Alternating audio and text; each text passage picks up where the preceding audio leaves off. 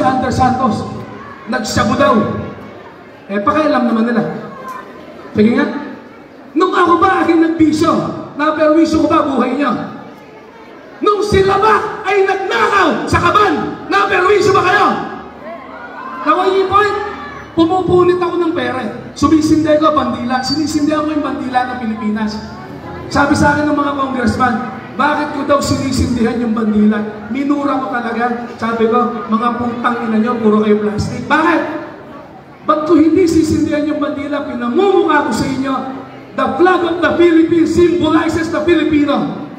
Bakit ang pinapahalagahan nyo ay tela? Ang pahalagahan nyo ay yung taong bayan, yung Pilipino. Yung Pilipino ang mahalin nyo, huwag yung bandila. Ako po ay hindi makatela. Makatao po si Andres Santos. Ako po ay hindi makabandila, makabansa po si Andres Santos. Dumating na ang superhero ng 4th District. The new icon of 4th District is Andres Santos. Inanong palakpakan dito.